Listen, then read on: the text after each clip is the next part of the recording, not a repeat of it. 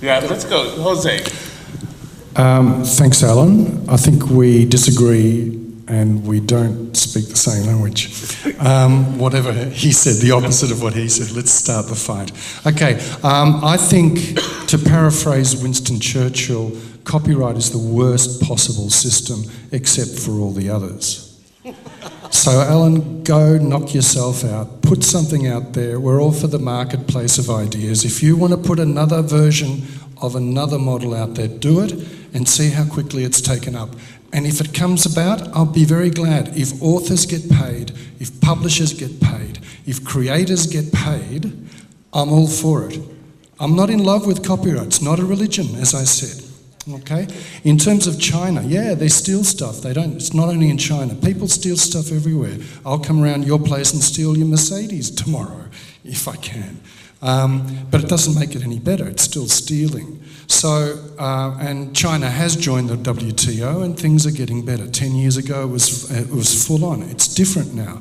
And in terms of protecting copyright, the biggest phalanx of the heaviest lawyers that I know come from Google, Facebook, Netflix, Amazon, Apple, FANG, as I like to call them. Facebook, Apple, Netflix, Google. It's fine to go steal someone else's content or creativity, but touch my algorithm and you're dead. Okay? Am I allowed to respond? Of course you are. Okay, so I think there's some middle ground. I argue that the world splits into two halves. It's not north and south. It's established and emerging. So established markets are by nature conservative with a small c. There's structure, there's democracy, whatever that means, and there's a way of going about business. And in the established markets, there are traditional methodologies and capabilities. Many of them could be improved, but that's the way we live our life, and that's the structure and the code we live by, and most of us are decent human beings and live by that code. In the emerging markets, we have to understand that we cannot impose our disciplines on them, and we have to approach things in a different way. So I'm not advocating theft, far from it. I think I told the story last night that I was worried that my suitcase wasn't going to come through the airport, and I was in a panic, and anyway, that's another story. But the point is, I don't like the idea of theft, but I do like the idea of reinventing things. And I've been through change management on many times. Another reason why I look like this is that change is about embracing something innovative, and if you are ambitious enough and you are intelligent enough, you can find new ways. And I don't believe we just stay with the models we've got, certainly when we start approaching and embracing the emerging markets. And I'm privileged to have worked in China, I have many connections in China, I do business in China now. And if we can be, I think the word was used a little earlier, be more agile, a little bit more flexible, I think the opportunities for people in this room are huge, absolutely gigantic. And I think not to embrace that and not to be open for a new paradigm, different ways, I think is respectfully a little short-sighted, but I don't want to steal from you from my house or me from your house. Well, I think most publishers agree with you. I see the growth of the Beijing International Book Fair as evidence that publishers want to go to China, want to embrace that new market, but they could only do that after China joined the WTO and agreed to enforce something called copyright. But there you go imposing your rules on them. No, they've very happily taken it up. They love it. I'm not They love it convinced. because now they know that they're creating stuff, they can sell it. Okay, we should take this offline. This is totally different. This is just because I know a number of young authors in their 20s and 30s who publish thrillers. So my son, for example, has just published 5 books, done quite well. You know how he publishes it? The first one with a publisher, thereafter he realized he understood the market. The publisher didn't help that much. And now he self-publishes and he sells many more, and all his friends who are publishers all self-publish, even though he was asked by an agent in New York to do it. And they self-publish. So all of a sudden, the role has massively changed. And I wish, it is a very difficult place, I think, for publishers at this moment. And I don't think they have quite seen, maybe they have seen, at least not always, that many of the younger population, I call it the millenniums or younger, They are truly facile in that world, and they will publish a book, on Amazon, sad to say, as an easy model. They get it right on print on demand. They get most of the royalty, however little. They have no distribution, basically. They have to deal with the distributions. They don't get distribution from the publisher either, unless they are one of the 20 people or 100 people who get $1 million. So that world is shifting as publishing in education. You make a very, very good point. Can I give another example? Because I think it's relevant here. If you go to Net-a-Porter is one of the most successful e-commerce websites. I'm privileged to know the founder, and she's a friend. And she shared with me that they have an affiliate program where bloggers talk about the stuff they're selling on the web. They're a retail website, right? They sell stuff, very expensive stuff.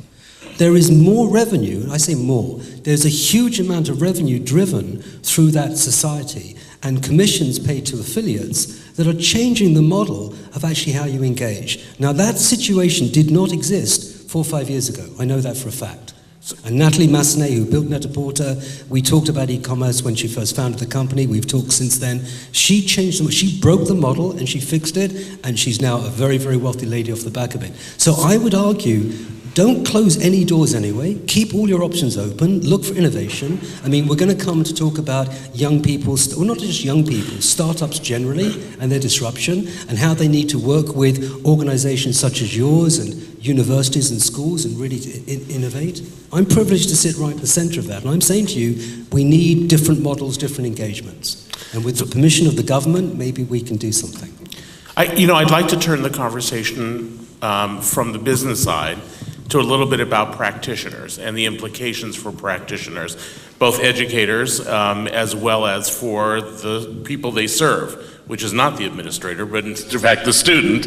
And Christoph, maybe thinking about teacher education, what are the implications of innovation and the ability to be able to keep teachers up to date on the latest instructional resources?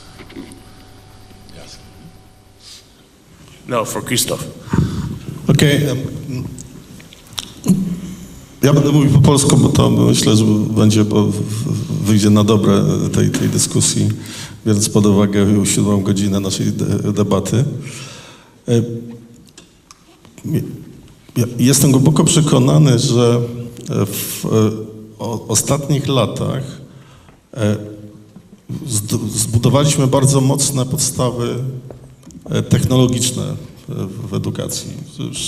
Rynek jest właściwie gotowy na każde wyzwanie praktyków edukacji, nauczycieli. Mamy bardzo dużo rozwiązań, mamy bardzo dużo możliwości. Pan Artur mówił trochę o potrzebie takiej unifikacji, czy też zbudowania standardów, ale myślę, że same z siebie one się nie zbudują. One mogą powstać wtedy, kiedy stworzymy jakiś bardzo mocny impuls. Przede wszystkim myślę, że on może przyjść z biznesu, bo nie sądzę, żeby przyszedł z polityki. Ale jakby kluczowy dla przełomu, który może nastąpić, będzie sposób zachowania się nauczycieli. Ja o tym mówiłem. To oni mogą zmienić sytuację w największym stopniu. I jeśli na przykład myślę o własnym kraju, jeśli może dojść do dużej zmiany, to właśnie w ten sposób. Do jakiegoś takiego istotnego skoku, takiego żabiego skoku. To tylko wtedy, kiedy zmienimy postawy nauczycieli i które będą wynikały z kompetencji nauczycieli. To przekonanie jest oparte też na praktyce prac, które prowadzimy i też na niepowodzeniach bardzo wielu projektów, często dobrze finansowanych projektów, które mimo takich właśnie bardzo ciekawych założeń nie zmieniły rzeczywistości wśród nauczycieli. Więc z jednej strony mamy pozytywny efekt pewnego typu działań projektowych, z drugiej strony niepowodzenia innych projektów, które są równie często pouczające jak ten sukces w działaniu. Can I add something? Yeah, let me go to Luann, and then I'll go to you, Rafa. You all have given me a lot of things to respond to. Thank you.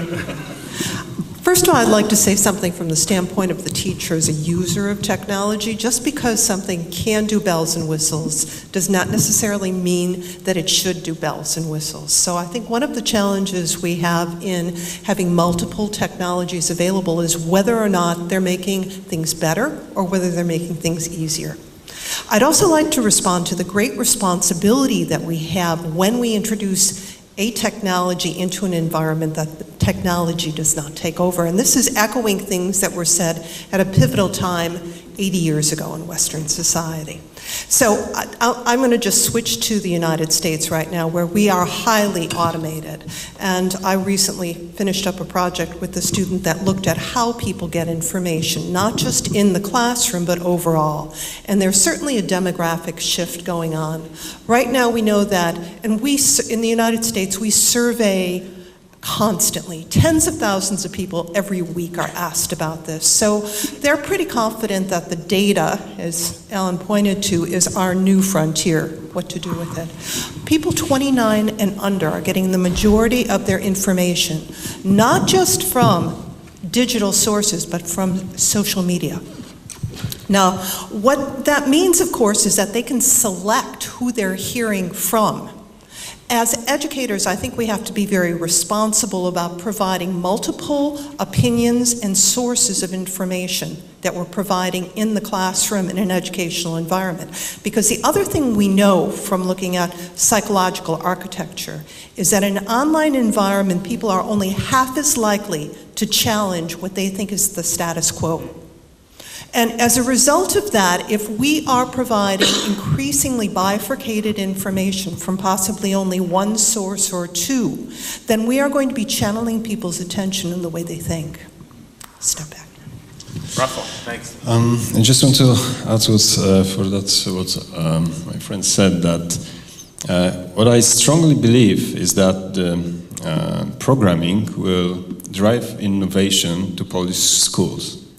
And because it's also the requirement for, it requires a new paradigm of teacher and learning. And then the teachers, they have to follow the students. And I think that will be a big change. And also for them, it will be an e-learning journey. It starts from it has already started, but because they need some support for us, so that's what I see is a big challenge and role for that, to provide them with the best e-learning courses, because we are not able to come to each school with face-to-face training. So I think that this is, that's why I am very happy to be here as well, that we have some tools that are now ready, and we have some experience from the past. We know what works, what doesn't work, but this is a process. That's why, and I'm saying that next year we will meet, and then we will see what's happened and what we can learn from that period. So I think that this is, of course, a big challenge because of the anxiety among the teachers. They still are not quite sure what will happen next. And I think that this is also a good opportunity to say, don't worry, you all can start from the point you are now. We are not expecting from you that you will know something that is not available for you. So, and that we have already on table some ready materials for you, yes, which are evaluated. and that we all want to help in this process. Okay, Jose, do you want to say? You know, I'm not so sure that programming in schools could change the world. Programming is rather a job for robots, for future robots. So think on that, because this is a very important thing regarding near future. In 10 years' time, we could expect rather robots programming, not people programming, not human programming. Okay, but what about e-commerce? We are saying about the programming also because we see that at the end, after these 12 years of education in schools, they should use that knowledge and all those skills for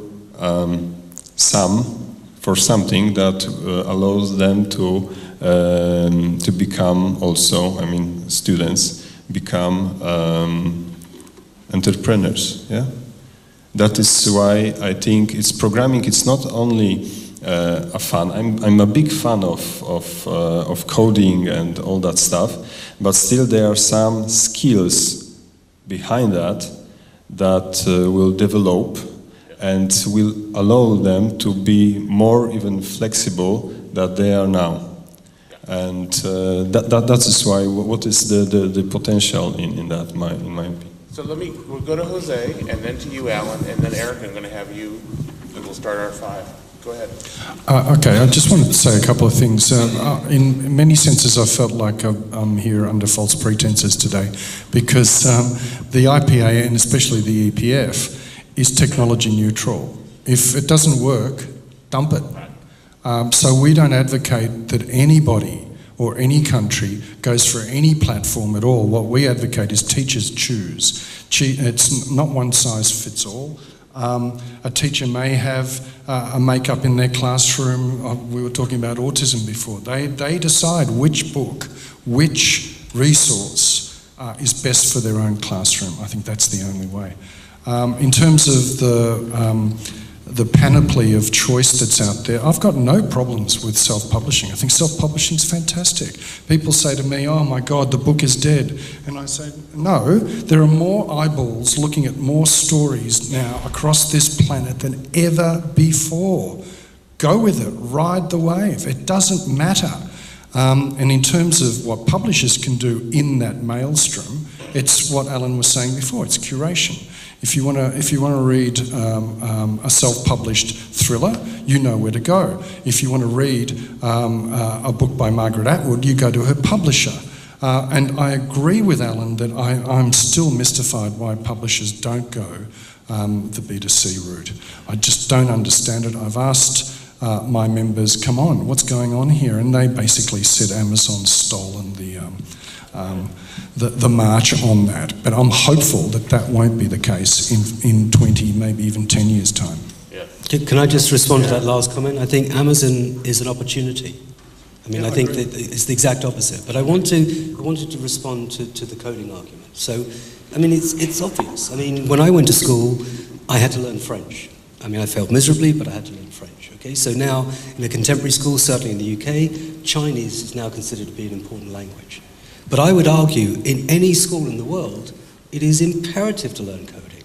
Not only because you learn how to code, and I take the gentleman's point about the robots, but not in my lifetime. There will be robotics, and I work with robotics, and there's stories there to share another time.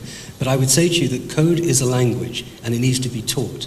And one of the things that we fail to do in the academic areas, particularly in schools, is to teach young people skills that they can take with them through their lifetime. The last point I want to make, and I'm sorry to rant, but it's whatever. What day is it today? It's Tuesday, isn't it? It's Tuesday. Normally I rant on a Friday, but this is Tuesday. We seem to be missing a point here that e-learning isn't for 5-year-olds to 22-year-olds. Okay? E-learning is from 3-year-olds to 83-year-olds, and if I say 83-year-olds, I'm being disrespectful to people of 90 years of age. So I'm saying to you, let's build an ecosystem which allows people to both join learning in a formal basis within an institution, and I completely agree with the points you made earlier, but let people also have the ability to learn informally and to come in, dip out when they want, and that capability. You create that environment for your whole society, for your whole country, and ultimately the world. Great. That was our first discussion. So let's go now to our next 4 speakers. And Eric is going to be speaking about community expectations, an important part of that systemic approach. Then we'll have Luann talking about pedagogy. And then we'll have Rafal talking about community expectations as well, but from a different perspective. And then we'll end with Alan, who will be talking about market investment and how do we drive this engine? Go ahead, Eric. As I listened to Peter at the beginning, or just some comments now, then the question really is, it is individualized learning. Each person is different. That's sometimes the challenge. So how I teach a 3-year-old may be the same or may be different than a 93-year-old. And so I can ask you all the questions as you're sitting here. How attentive are you at the moment? Some of you are texting. Some of you are slightly snoring. Not too loudly, but it's true. Some of you are looking with intent or feel insulted. And most of us are slightly tired because we have sat in our chairs for an hour and a half. And our brains are no longer present because you can't be present physiologically easily. And so just for a moment, just move in your chairs, if you don't mind. But sit forward in the chairs, at the edge of the chair. Just sit way forward as much as possible. And you can put your feet behind. And now what I'd like you to do is just as you're sitting, sit forward so your back is not against the chair, just for 1 sec. And just look to the right as far as you go with your head.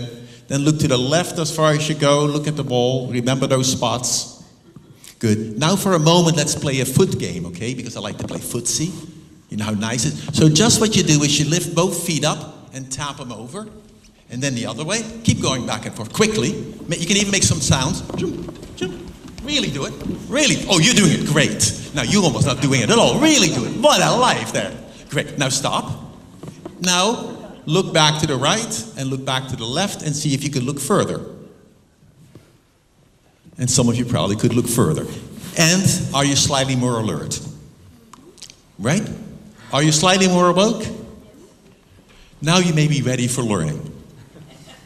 And the question really is, what is it you're sitting here for?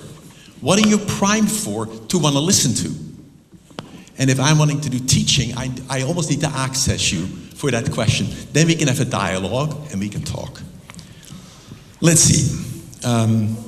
Ideally, I want to monitor your physiology. And so I can sit at a dial here as an instructor, which you can now do. I can have a camera, look at you, and I can get all your pulses, your heart rates. Because your forehead changes color with each heartbeat.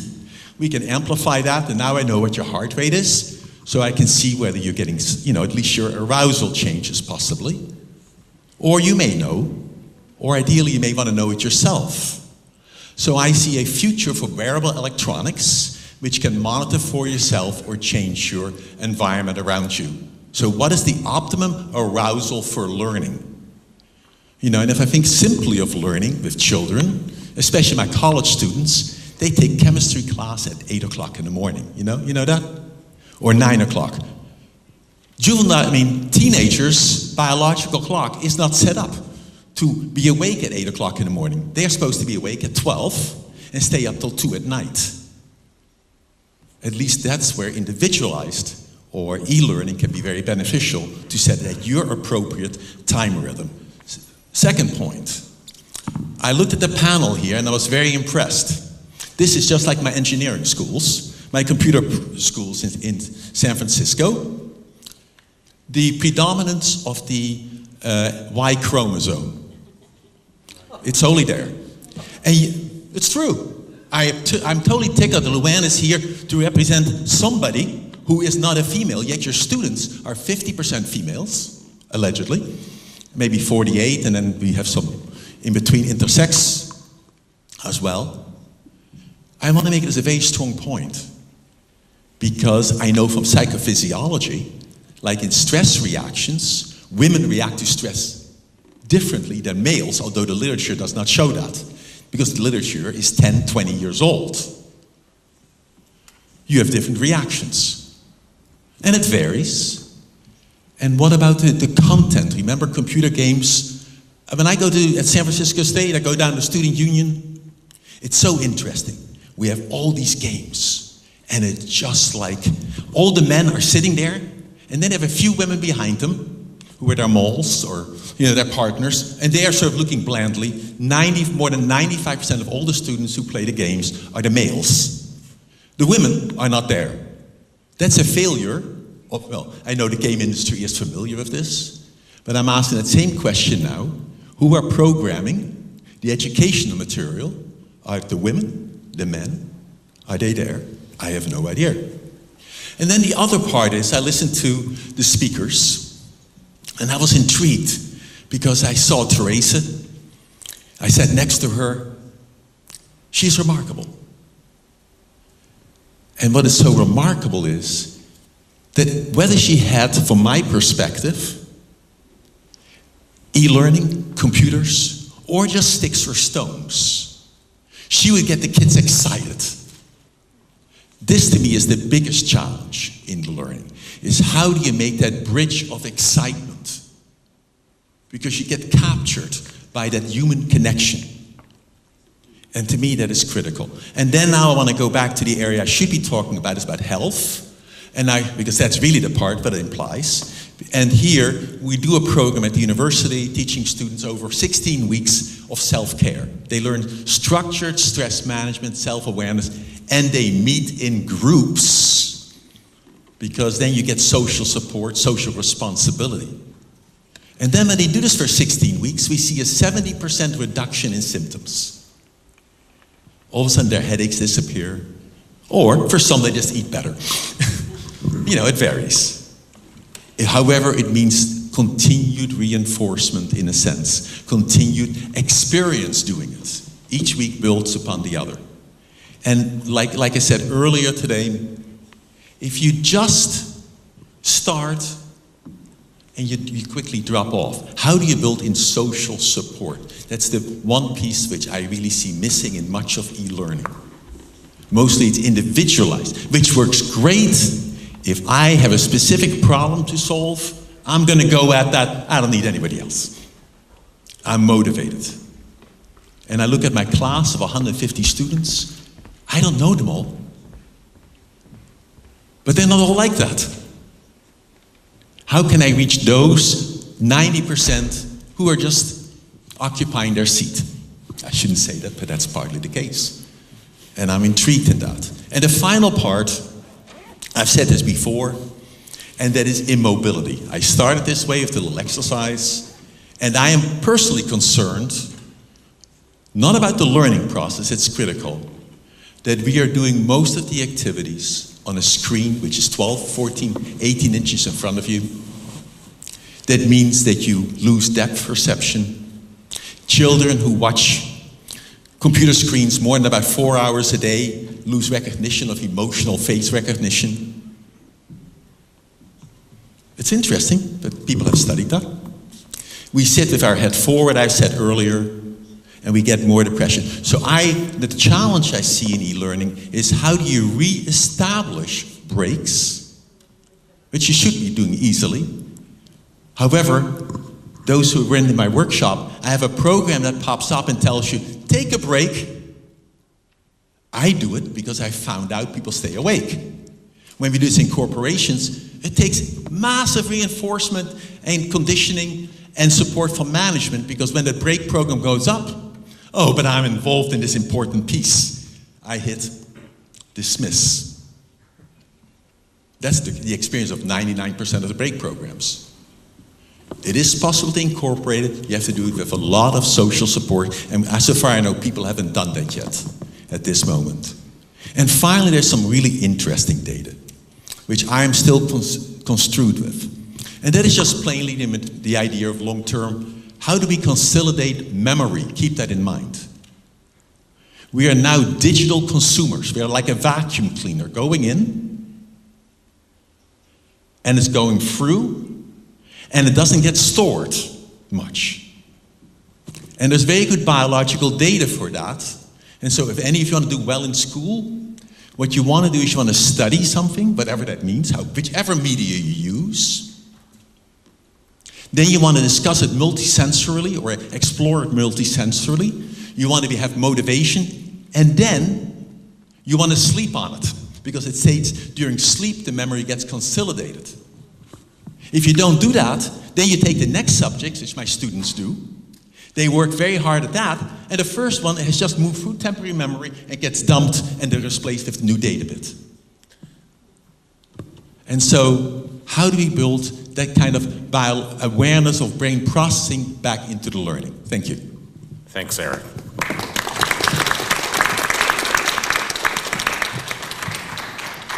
Eric, thank you, because you set this up.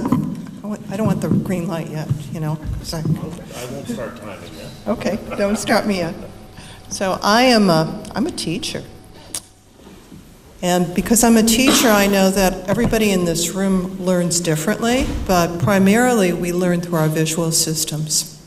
So I think it's interesting that on the tails of the diversity conversation, I have to point out that most teachers are women.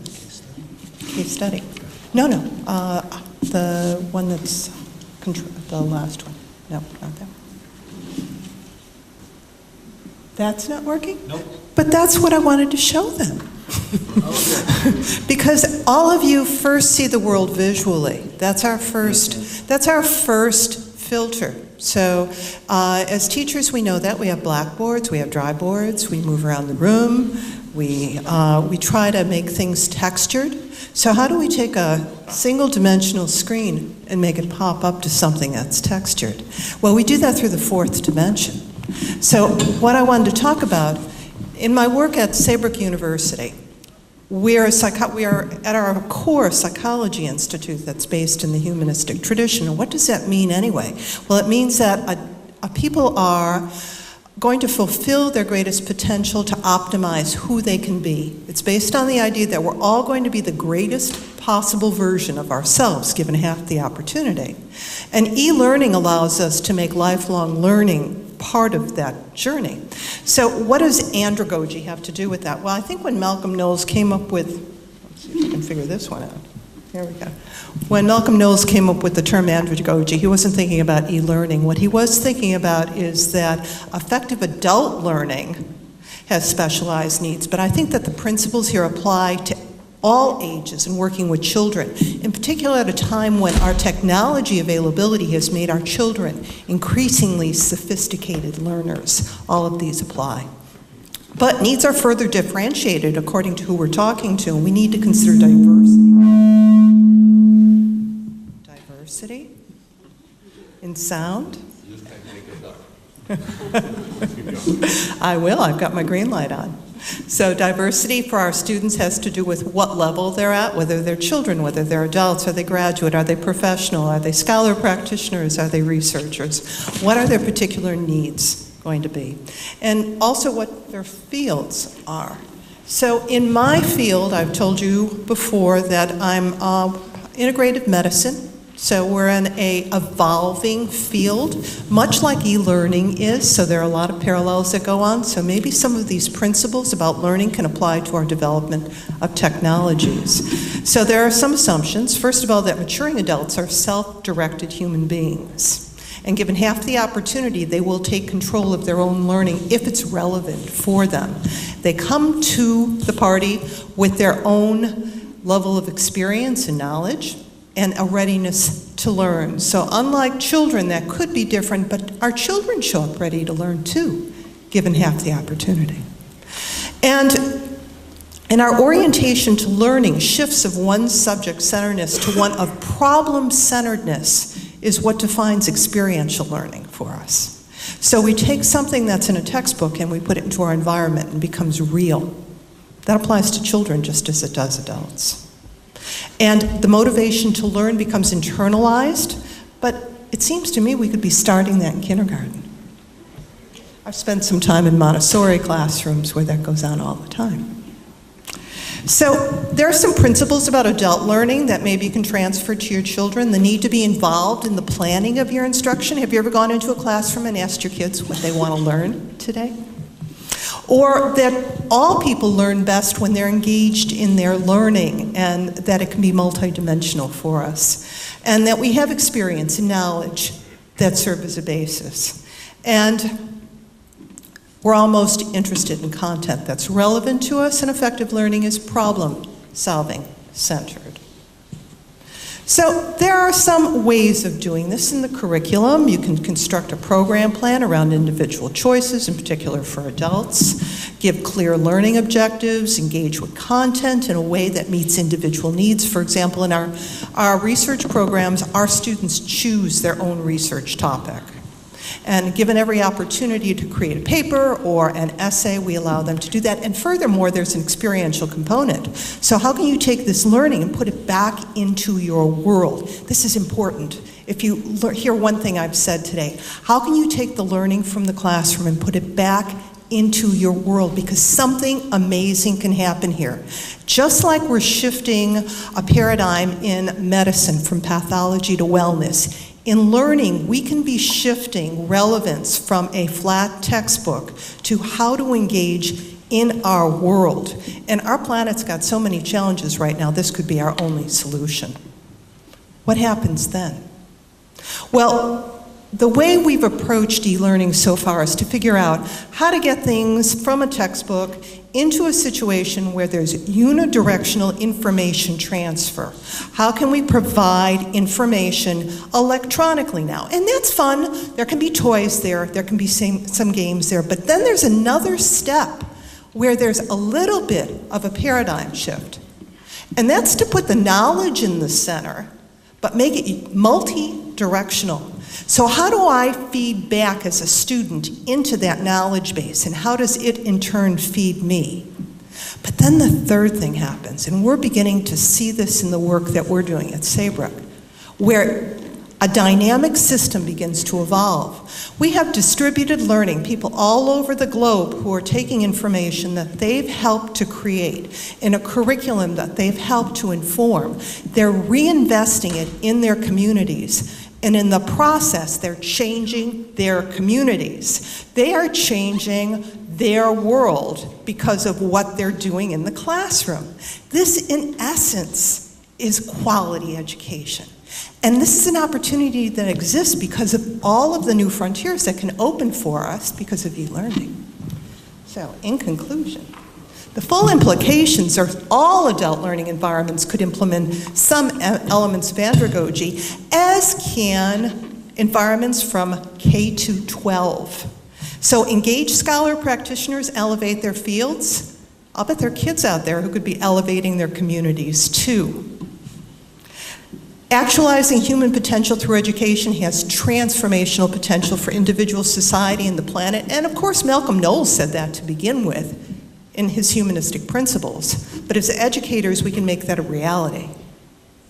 Acquired scholarly sensibilities and skills can benefit outside practice application.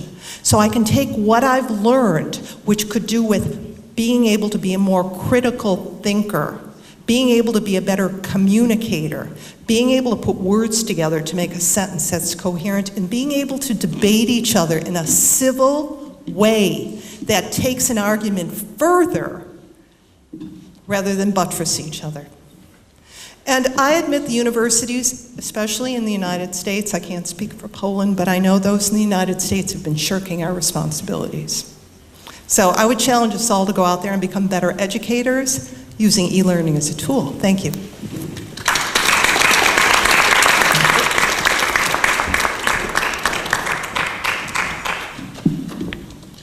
Thank you so much, Luann. Let me turn next to Rafal. And Rafal will be talking also about community expectations, not unlike Eric, but in a very different way, around security, privacy, and other issues related to technology. Okay, thank you. Let me say something about the expectations. Henry Ford once said that if I ask my customers what they want, they would have said that they need faster horses. So I didn't ask them. And when we now asking schools what they need, faster internet, of course, connection. But this is not only thing that they need to change attitudes to methods and didactics. Yeah? So basically, the coding and computational thinking is increasingly present on curricula across Europe. So what we think, as I mentioned many times, but I want to underline this, we want to change it. We want to introduce this to our curriculum as well. Then, of course, the data protection and how to use safe the internet is still a challenge for us. That's what we also want to embed it in our educational system. That after all, the students with the skills, let's say, informatics skills, yes, who will be also aware about this other skills which are very important, like social skills. And social skills means also to be present on social platforms when in fact they moved from real life, let's say, to second life. And if we are talking about the fast internet for schools, we want it to be safe as much as it's possible, because we are responsible for all those children that are using it. We don't want to ban them to go on Facebook or YouTube, but we want them to meet their context content that is real safe for them. So this is an issue, but I think we'll manage. Then, of course, there's an assessment process that also is one of the most important tasks for us, because we cannot change the system without looking on the assessment issue. And then again, we have for each student some data that are collecting during all this educational process, and we have to do our best not allow them to be spread on whatever internet. So this cannot become, let's say, true without the support of all the stakeholders we are cooperating with. And of course, the training and support for the teachers is vital, but also, as I mentioned before, peer-to-peer learning is a very good solution, and it has to be supported by the e-learning as well. And that's one factor that stems from our research, is that the role of leadership in school is also a very important one. As long as it will be not a priority for the school principal to implement ICT or programming or whatever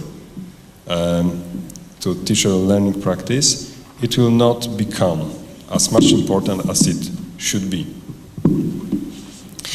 And of course, I totally agree that this non-formal and informal learning is as much important as formal learning. I think that together we can provide the good, let's say, ecosystem when all that will grow up, and we cannot predict where we'll end. And we don't want to predict. We just want to allow them to go wherever they want, and to bring as much for us as a society, as much as they can, using all those tools, platforms, and whatsoever. And of course, there is an expectation from the teachers, from even from people who are. I mean, we are all leaders. Yes, I'm completely aware of that. I'm sure that each of us is a leader, and we should be a leader for our students, our colleagues at work. Yeah? But there are some expectations, and it stems maybe from our history, maybe from the history of education in Poland as well, that the ministry provides the solutions for all the problems that we are deal with. So it's not my role, in fact, to avoid all the obstacles or such kind of things, but I think that my role can be to set up the platform for all the stakeholders to meet, even, believe me, even in the ministry, the institutions that are supervised by the ministry, the people there who are working on this field of education, they have not possibility to meet during the last years. So that is, I think, my role, and I see that at the end it works. I mean, what I can see that it's really a value